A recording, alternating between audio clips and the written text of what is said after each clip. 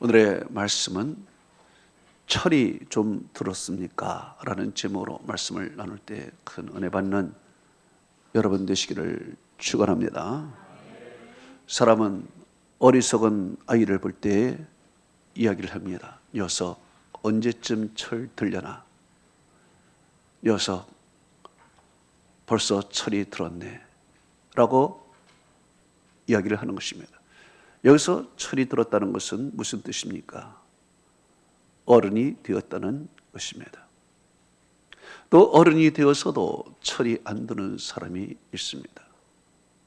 어떤 사람 글의 대목에 이런 말이 있습니다. 아버지 철 좀 드세요. 75세예요. 이렇게 썼습니다. 그 아들이 쓴 내용은 지금 자녀들은 직장 생활하고 아이 키우고 정신없이 바쁘게 사는데 아버지가 옆에서 자꾸 이거 안 해준다 저거 안 해준다 징징대니까 아버지 제발 철 좀 드세요 라고 이야기를 하는 것입니다. 이렇게 우리는 살아가면서 철이 들지 않고 살아가는 경우가 많이 있습니다. 성경에 보면은 삼손이라는 사람이 나옵니다. 이 사람은 평생 철이 들지 않는 사람 중에 하나인 것입니다. 하나님께서 삼손을 사사로 부르셨고 그리고 이스라엘을 지키라고 하셨습니다. 당시에 블레셋은 이스라엘을 자주 공격해서 약탈하고 힘들게 했습니다. 그래서 하나님께서는 삼손을 불러서 힘을 주시고 나라와 민족을 지키도록 했습니다. 이 삼손은 얼마나 힘이 큰지 마치 그리스 신화에 나오는 헤라클레스처럼 그 완력이 엄청나게 강했습니다. 그래서 낙이 턱뼈 하나 갖고서도 1000명을 죽이고 그 시체를 산더미처럼 쌓았다고 성경은 말하는 것입니다. 그의 이렇게 큰 힘, 괴력이 어디서 나오는가? 머리털에서 나왔다고 이야기하는 것입니다. 왜 머리털에서 나오는가? 바로 삼손은 하나님이 구별한 나세린이기 때문에 그렇습니다. 하나님께서 나세린에게 두 가지를 금하게 했습니다. 먼저는 포도주와 독주를 금하게 했습니다. 둘째는 머리를 자르는 것을 금하게 하셨습니다. 포도주와 독주를 마시지 못하게 하는 것은 타락하지 말라는 것입니다. 경건하게 살라는 의미인 것입니다. 머리를 밀지 말라는 것은 우상 숭배자처럼 살지 말라는 것입니다. 이방인처럼 살지 말라는 것입니다. 우상 숭배자들은 머리를 밀고 희한하게 하기 때문에 하나님께서는 그들처럼 그렇게 하지 말라는 것입니다. 그렇게 경건하게 살고 하나님을 의지하는 조건으로 그 상징적으로 머리에서 힘이 나오도록 하나님께서 그에게 큰 힘을 주신 것입니다. 그런데 그 삼손이 이방 여인을 사랑하게 되는 것입니다. 그리고 그 이방 여인과 결혼하려고 하는 것입니다. 아버지가 말려도 막무가내입니다. 사사기 14장 3절에 그가 이야기합니다. 아버지, 내가 그 사람을 좋아하니 그 여자를 데려오소서 아버지에게 조르는 것입니다. 자녀에게는 부모가 없다고 아버지는 그의 손에 끌려서 블레셋 땅으로 가서 그리고 그 여인을 만나고 마침내 그 여인을 아내로 삼게 되는 것입니다. 이제 청혼한 그 자리에서 잔치를 베풀게 되는 것이고 옆에 들러리에 있던 그 남자들을 친구로 삼게 되는 것입니다. 이제 파티하는 그 자리에 술이 오가고 독주가 오갔을 것입니다. 삼손이 하나님이 먹지 말라는 술 독주를 은근히 마실 것으로 추측이 됩니다. 그리고 그 술 취한 그 자리에서 그는 허세를 부리는 것입니다. 내가 수수께끼를 낼 텐데 그 수수께끼를 맞추면은 배덧 30벌과 겉옷 30벌을 주겠다 허세를 부린 것입니다. 마침내 그 청년들은 아내 될 그 여인을 불러서 그 수수께끼가 뭔지 한번 알아보라고 그랬습니다. 그래서 그 여인은 삼손을 졸라서 그 수수께끼의 답을 알게 됐고 그것을 알려주었습니다. 이 사실을 나중에 알게 된 삼손은 화가 났습니다. 그리고 나가서 여우 300마리를 잡아서 그 꼬리를 연결해서 논밭에 불을 질러버린 것입니다. 이것으로 인해서 이스라엘은 또 위기를 맞게 된 것입니다. 나라를 지키라고 힘을 주었건만 오히려 나라에 더 큰 화와 위기를 가져오게 만든 것입니다. 그리고 그 결혼은 이제 파혼이 된 것입니다. 이후로도 삼손은 정신을 차리지 못했습니다.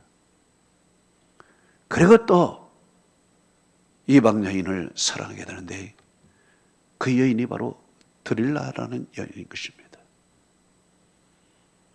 이제 블레셋 사람은 드릴라라는 여인과 타협을 하게 되고 삼손의 힘이 어디에서 나오는지 밝혀지면 보상하겠다고 서로 타협한 것입니다.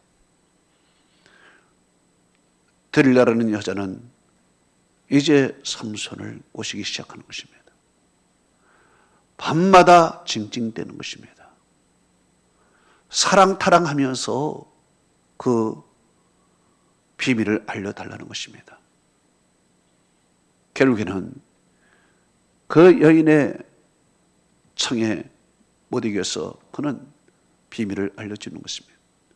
머리에서 힘이 나온다. 그래서 삼손이 잠을 자는 사이에 들려가 머리를 싹둑 잘라버린 것입니다. 그리고 소리를 질렀습니다. 적군이 온다. 놀란 삼손은 자기가 힘이 있는 줄 알고 힘을 쓰려고 했는데 이빨 빠진 종이 호랑이에 불과했습니다. 결국 그는 쇠사슬을 묶여 끌려가게 되고 두 눈이 빠지게 되고 그리고 동물들이 끄는 그 방아를 삼손이 끌고 비참한 생활을 하게 되는 것입니다. 이제 다곤씨를 위하여 온 나라의 축제가 벌어졌습니다. 블레셋의 높은 사람들, 온 백성들이 한자리에 모여서 다곤씨를 위하여 축제를 하는 것입니다. 이때 삼손을 불러서 다곤신 앞에 제주를 부리게 하자 그랬습니다. 이것은 여호와께서 다곤신 앞에 재주를 부리는 것과 똑같은 것입니다. 삼손이 이제 다곤 신전에 서게 되고 두 기둥을 딱 붙들게 되는 것입니다.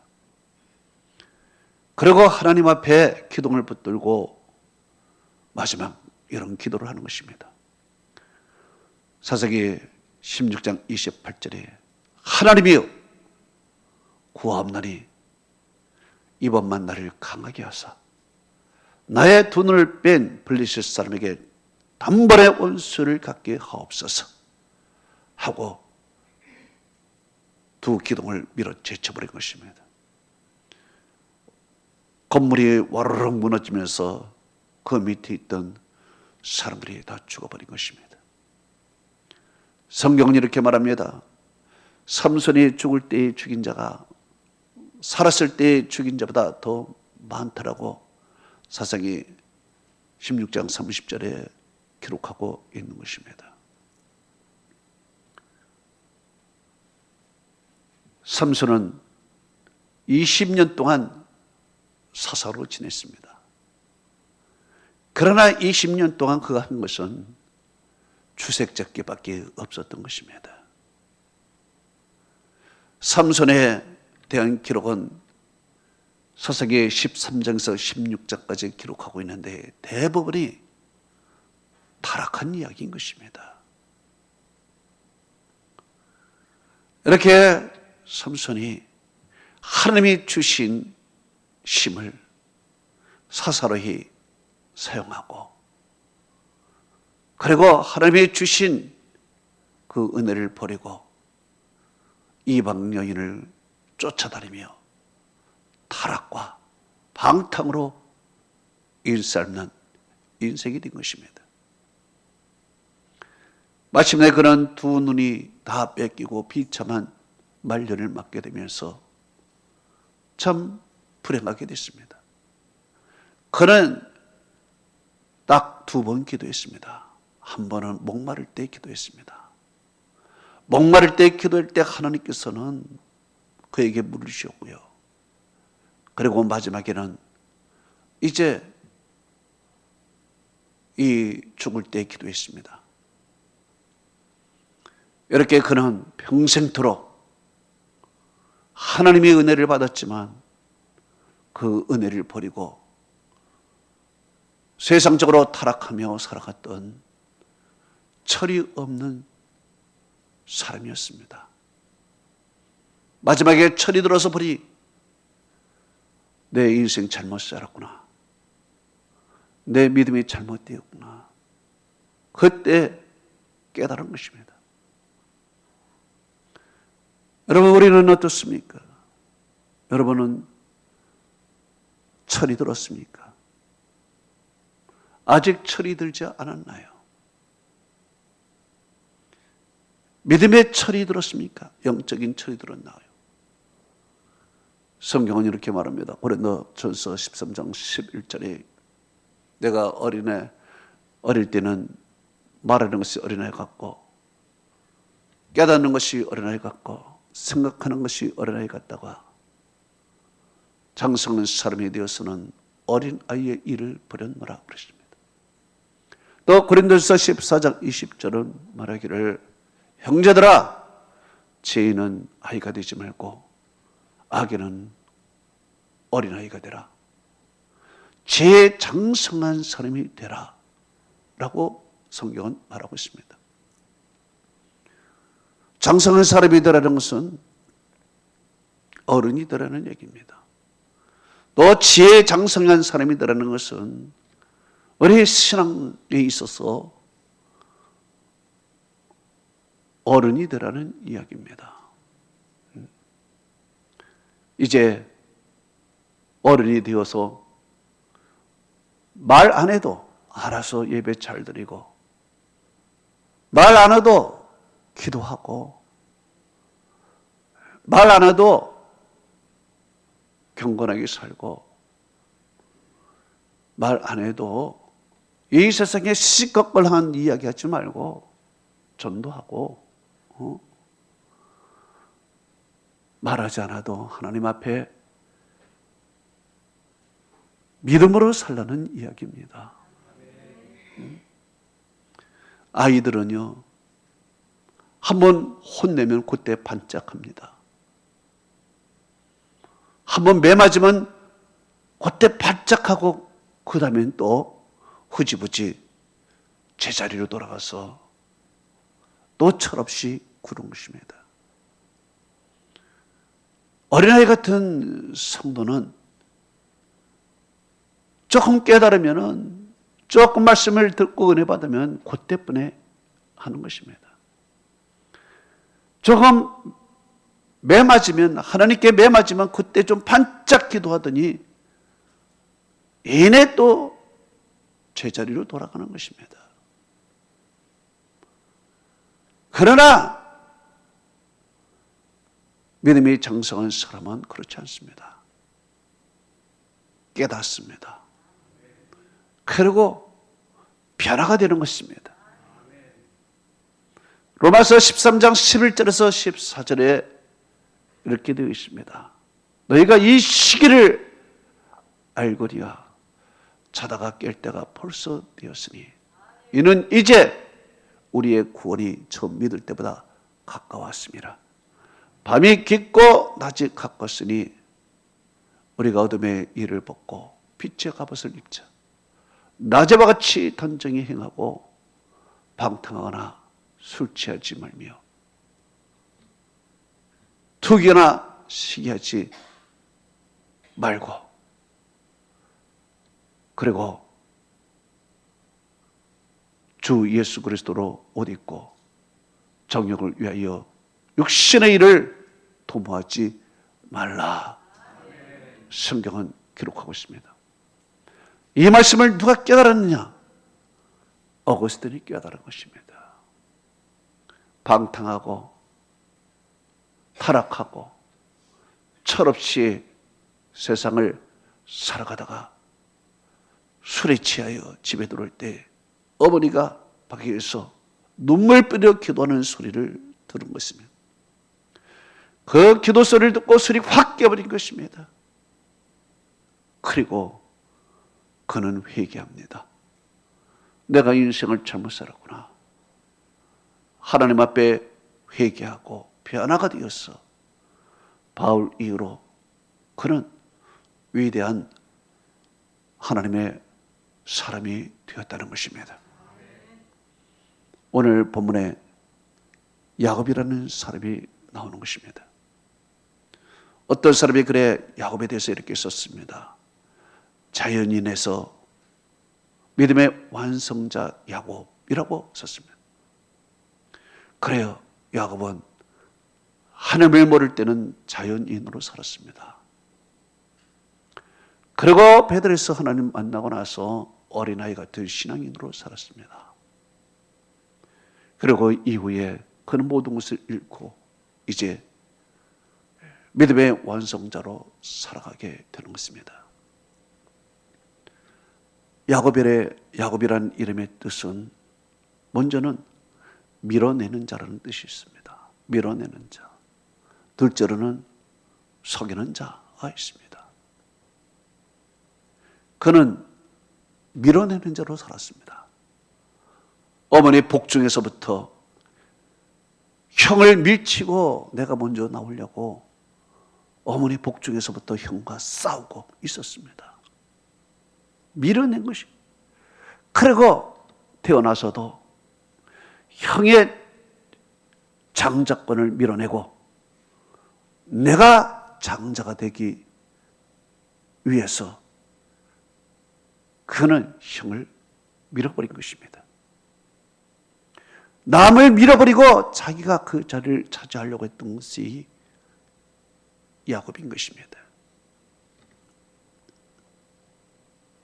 또한 삼촌의 재물을 자기 것으로 삼기 위해서 오늘날 유전자 변이라는 희귀한 방법을 사용했습니다. 그런 목적을 위해서 수단과 방법을 가리지 않는 사람이었습니다. 목적을 위해서는 그는 남을 속이기도 하고 빼앗기도 하고 밀어내기도 했습니다. 그러던 야곱이 베델에서 또 하나님을 만납니다. 이제 믿음으로 사는 것 같은 그런 야곱이 이제 하나님께서 두 때의 축복을 주시자 신앙의 길에서 벗어나서 숲곳으로 가서 자기를 위해 집을 짓고 짐승을 위해 우릿간을 지으면서 세상적인 사람들과 어울리며 살아가고 있었습니다. 그때 딸 디나의 강간 사건으로 인해서 큰 위기를 맞이하는 것입니다. 큰 위기를 맞이할 때 하나님께서는 그 위기에서 건져주시고 그를 다시 베델로 하나님께서 인도해 주시는 것입니다. 이제 베델에서 믿음으로 살아가는 야곱은 거기서 끝난 것이 아니라 사랑하는 아들을 먼저 보내고 사랑하는 아들 요셉을 잃어버렸습니다. 그리고 대기근으로 인해서 가진 것도 많이 잃어버릴 것입니다. 이제 가난하고 배고픈 상황에 도달한 것입니다. 또 마지막 사랑하는 베냐민마저 잃어버리게 되었습니다. 모든 것이 다 날아가 버릴 것입니다.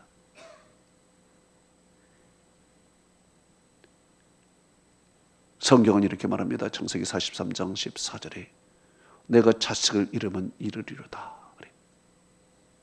마지막 베냐민을 이제 내 손에서 놓는 단계까지 나오는 것입니다.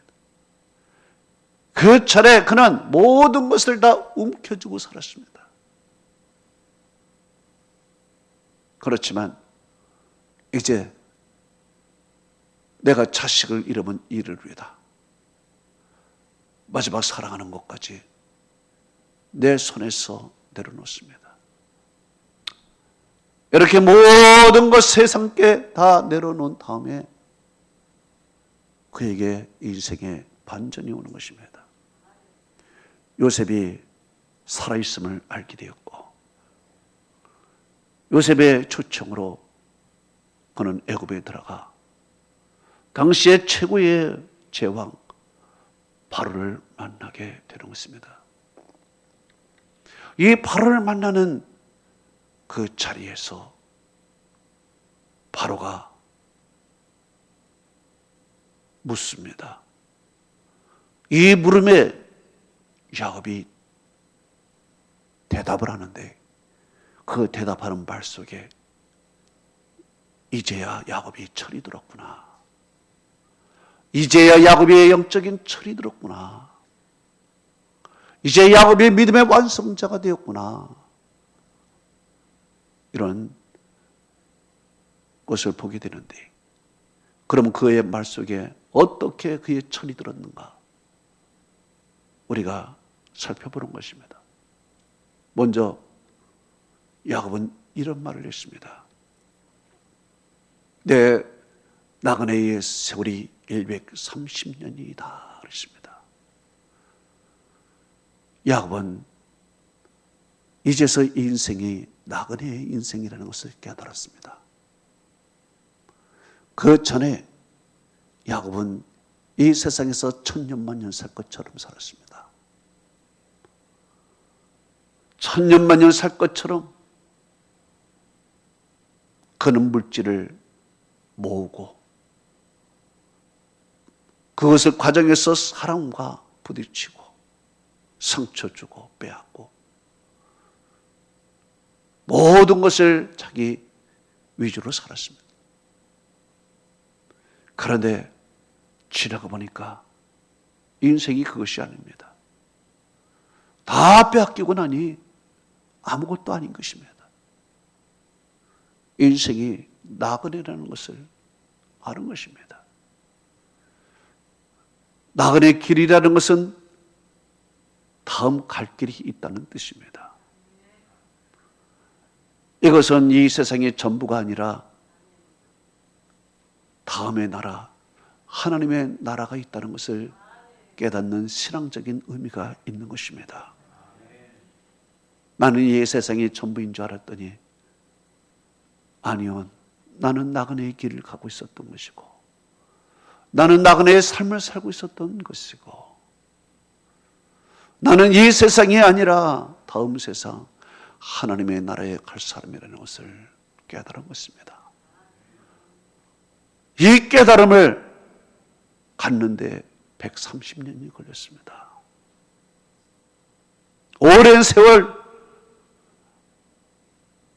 경험하면서 깨달은 것은 세 글자, 나그네라는 것이었습니다. 나의 삶이 나그네의 삶이었고, 내가 가는 길이 나그네였고, 그리고 나는 하나님의 나라로 가는 그런 인생이구나 깨달은 거예요. 이제 그는 영적인 철이 비로소 든 것입니다. 두 번째, 그가 이런 말을 했습니다. 내 나이가 얼마 못 되니 내 조상의 나그네의 길의 연주에 미치지 못하나이다 그랬습니다. 이 말은 나는 어린아이입니다, 이런 뜻입니다. 어린아이입니다. 내 조상에 비하여 나는 참 어린 사람입니다, 이런 뜻이. 이 말에 그는 조상에 대한 존경심을 갖고 있고 어른에 대한 존경심이 이 안에 묻어 있습니다. 어떤 사람이 이런 이야기 했습니다. 이제서야 아버지를 이해하겠어요. 내가 아버지께 반항하고 대들고 그랬었는데 내가 장가들고 아이 낳고 살아보니 이제서 아버지를 이해하겠어요. 아버지는 참 무식하다고, 아버지는 시대에 뒤떨어진 사람이라고 생각했는데 이제 와서 보니 아버지처럼 지혜롭고 아버지처럼 경험 많은 사람 내가 못 봤어요. 그래서 아버지를 이해해요, 이런 말을 했습니다. 이 말은 무슨 말입니까? 이제서 철이 들었다는 얘기입니다.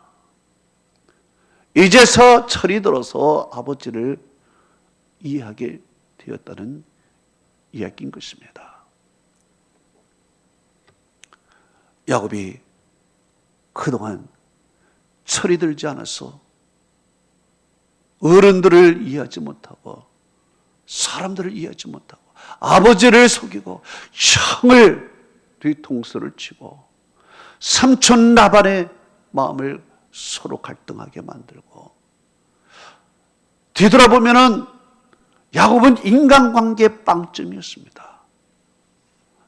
그저 만나는 사람마다 다 갈등이고 싸우고 상처 주고 인간관계의 빵점이었어요. 남을 배려하거나 존경하거나 남을 생각하는 것이 없이 그저 어린아이같이 움켜쥐고 자기 위주로 삶을 사는 거예요. 나와 같지 않으면 배격하고 모든 생각을 내 중심적인 삶을 살아가는 그런 삶이었어요. 이것이 철없는 야곱이었지요. 그런데 지금은 보니까 내 조상의 나그네의 길에 연주에 미치지 못합니다. 내 조상에 비하니까 나는 참 어린아이 같은 거예요. 이것을 깨달은 것입니다. 비로소 겸손하게 된 거예요. 낮아진 거예요. 벼가 익으면 고개를 숙이듯이 철이 든 야곱은 이제서 고개를 숙일 거예요. 그리고 형을 보면서도 하나님을 본 것 같다고 하고 이제 남을 생각할 줄 아는 비로소 그런 사람이 된 거예요. 이 철이 든 거예요. 예? 철이 든 거예요. 세 번째는 그는 험악한 세월을 보냈다는 것입니다. 내가 험악한 세월을 보냈다. 이 말은 다시 생각하면 내가 험악한 세월을 살지 않기 위하여 아둥바둥 살았는데 뒤돌아보니 결국 험악한 세월이 됐다는 거예요. 그런 베델에서 하나님을 만나서 하나님께 이렇게 기도했어요. 창세기 28장 20절에서 21절에 하나님이 나와 함께 계셔서 내가 가는 이 길에서 나를 지키시고 나에게 먹을 떡과 입을 옷을 주시오. 내가 평안히 아버지 집으로 돌아오게 하시면 여호와께서 나의 하나님이 되실 것이요. 기도했습니다. 이 기도대로 하나님께서는 먹을 떡과 입을 옷을 주실 뿐만 아니라 그에게 두 때의 축복을 주신 것입니다. 부자가 되게 만드는 것입니다. 세상에 부족한 것이 없도록 하나님이 만들어 주신 것입니다. 그런데 하나님과 약속을 지키지 않았어요. 하나님과 약속을 지키지 않고 자기 멋대로 다른 길로 가버렸습니다. 그 결과 그는 험악한 세월을 살게 되는 것입니다. 여러분, 우리가 왜 이렇게 험악한 세월을 살고 있습니까? 하나님이 주신 길로 가지 않아서 그래요. 하나님이 주신 길로 가지 않기 때문에 인간이 만들어낸 길은 험악한 길이에요. 험악한 세월이고요. 바로 야곱이 자기가 간 길은 험악한 길이요, 험악한 세월인 거예요. 하나님이 험악한 세월을 살도록 한 것이 아니라 내가 그렇게 험악한 세월을 스스로 사는 거예요. 하나님을 떠나서 하나님이 주신 길로 가지 않는 나는 결국에는 혼자 스스로 내가 하나님이 되어서 스스로 성공하고 혼자 아둥바둥하며 살았지만 결국에는 모든 것을 다 잃어버리는 거예요. 그리고 다 험악한 세월뿐인 거예요. 뒤돌아보니 험악한 세월이야. 험악한 세상을 산 것입니다. 그 전에 얼마나 나는 잘 살려고 아둥바둥 살려고 그래 살아갔나요? 이것을 깨달은 것입니다. 이것을 130년 지나고 나서 깨달은 것이에요. 마지막에 그는 영적으로 거듭나는 사람이 되는 것이죠. 바로를 만나서 바로를 축복해요. 이전에는 아마 바로를 만났으면 두 손 묶고 아유 잘 부탁합니다. 그죠? 잘 부탁하고요. 내 자식 잘 부탁하고 우리 좀 내가 이거 필요하고 저거 필요한데 왕이시여 아우 하면서 그죠? 세상 것을 구하고 잘 부탁합니다. 고개 숙이고 그냥 했을 것입니다. 그런데 그는 왕을 만난 그 자리에서 왕을 축복을 해요. 왕을 축복해요. 어디에 이런 일이 있을 수 있겠습니까? 왕을 축복한다는 것은 왕의 오히려 무릎을 꿇고 축복을 받는다는 얘기예요. 이것은요, 야곱이 선지자의 입장으로서 축복하는 것이에요. 하나님의 종의 입장으로서 축복하는 거예요. 비로소 그는 하나님의 사람이 된 것입니다. 하나님의 사람이 되었다는 것을 왕 앞에, 세상 앞에 공포하는 것과 똑같은 거예요. 세상 것을 구하지 않았어요. 왕이 세상 것을 다 줄 수 있었지만은 세상 것을 구하지 않았어요. 잘 부탁한다는 얘기도 안 했고요. 오히려 당당하게 그는 축복하는 사람으로 서 있다는 거예요. 이게 뭡니까? 영적으로 이제서 거듭난 것이에요. 변화된 것이에요. 예? 이제 철없는 야곱에서 이제 장성한 믿음의 분량으로 가득 채운 영적인 사람으로 완전히 변화된 것입니다. 이게 변화되는 데서 130년이 걸린 거예요. 130년. 그 과정에 험악한 세월을 지내면서 모든 것을 잃어버리며 눈물을 흘리며 겨우 깨달은 것이 나는 나그네의 삶을 살아가는구나. 나는 남들보다 못한 사람이구나. 내가 아무리 애를 써도 나는 험악한 세월을 산 것밖에 없구나. 모든 걸 깨달은 거예요. 그리고 왕 앞에서 비로소 하나님의 사람이 되었다는 것을 그가 공포하는 거예요. 여러분, 우리가 철이 들었습니까? 아직 철이 안 들었나요? 철이 안 들면 야곱처럼 130년을 허송세월하는 것입니다. 그거 하나 깨달으려고 오늘까지 이렇게 살아오는 거예요.